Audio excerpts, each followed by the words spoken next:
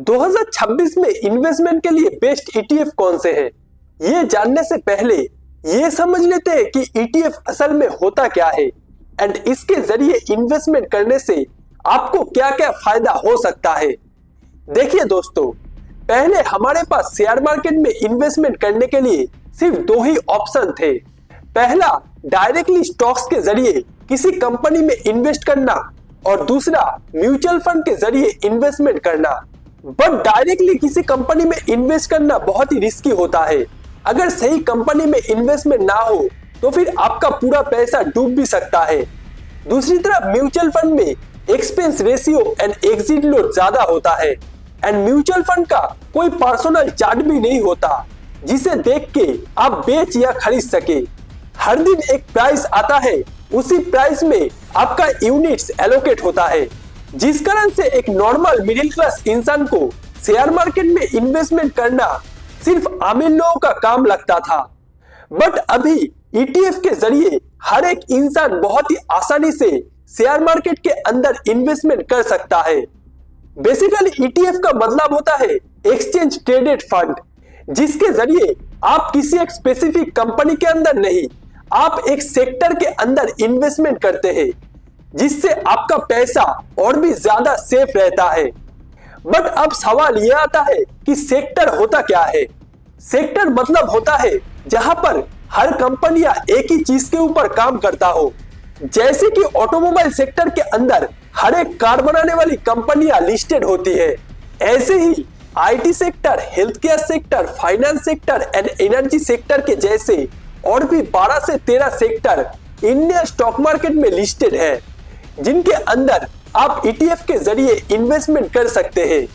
ETF के जरिए investment करने से आपको सबसे बड़ा जो फायदा मिलता है वो है आप किसी एक स्पेसिफिक कंपनी में इन्वेस्टमेंट नहीं कर रहे हैं, आप एक सेक्टर में इन्वेस्टमेंट कर रहे हैं एंड उस सेक्टर के अंदर जितनी भी कंपनियां लिस्टेड होंगी, आप उन सब में एक साथ सिर्फ 100 या 150 रुपए में ही इन्वेस्ट कर पाएंगे एंड उन सब कंपनियों का मालिक बन पाएंगे। इसके अलावा म्यूचुअल फंड के कंपैरिजन में ईटीएफ के अंदर एक्सपेंस रेशियो बहुत ही कम होता है एंड ईटीएफ में कोई एग्जिट लोड भी नहीं लगता और ईटीएफ का पर्सनल चार्ट भी होता है जो कि ऊपर नीचे हमेशा होता रहता है। यहाँ तक कि आप ईटीएफ के अंदर डेली, वीकली और मंथली एसआईपी भी कर सकते हैं, जिस कारण से ईटीएफ को इन्वेस्टमेंट के लिए बहुत ही easy and safe investment option माना जा रहा है। अभी तक तो आप ये समझ गए होंगे कि असल में ईटीएफ होता क्या है एंड इसके जरिए इन्वेस्टमेंट करने से आपको क्या क्या फायदा मिल सकता है। अब बात कर लेते हैं कि 2026 में इन्वेस्टमेंट करने के लिए बेस्ट ईटीएफ कौन से हैं एंड इस लिस्ट में सबसे पहला एंड सबसे सेफ जो ईटीएफ है वो है निफ्टी 50 ईटीएफ। इस ईटीएफ के अंदर इंडिया के टॉप 50 कंपनियां आती है।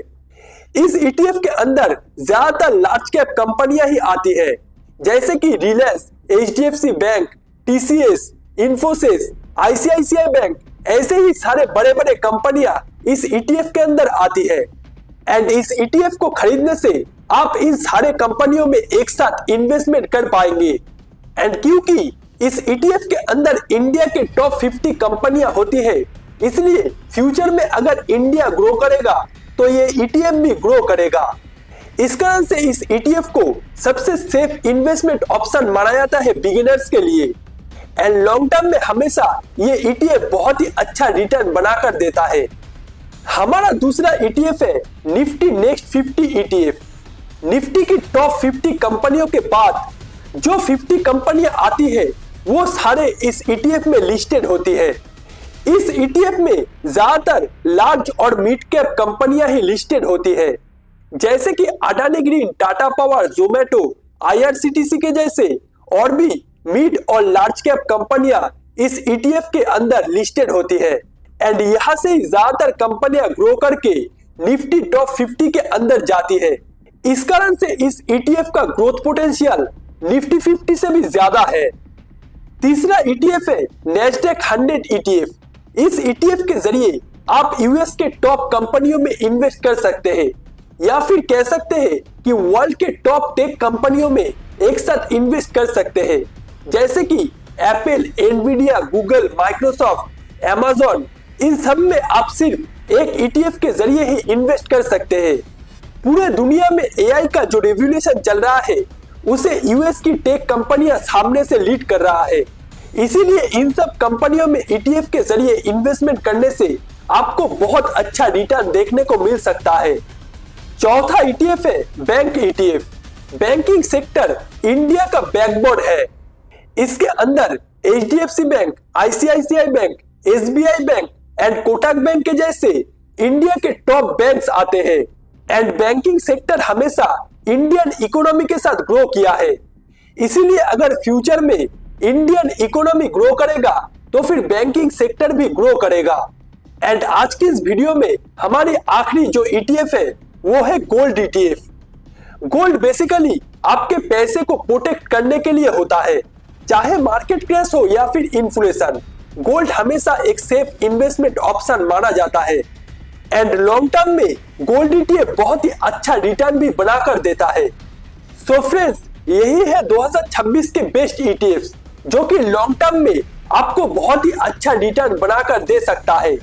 क्योंकि अभी के टाइम पे इंडिया ग्रोइंग फेज पर है एंड AI रेवोल्यूशन अभी शुरू ही हुआ है, जिससे ग्लोबल मार्केट बहुत ही जल्दी ग्रो करेगा। एंड इसका फायदा आप अभी से ही ETF के जरिए इन्वेस्टमेंट शुरू करके उठा सकते हैं। इसीलिए अभी जाइए, डिस्क्रिप्शन में लिंक दिया हुआ है, फ्री में अपना डीमेट अकाउंट ओपन कीजिए एंड ETF के जरिए अपनी इन्वेस्टमेंट जर्नी को स्टार्ट कीजिए।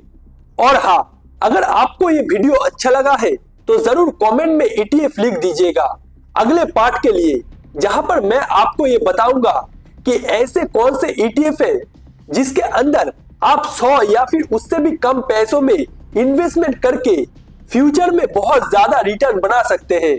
सो जरूर कमेंट में ETF लिख दीजिएगा। सो चलिए मिलते हैं हमारे अगले वीडियो में। जय हिंद।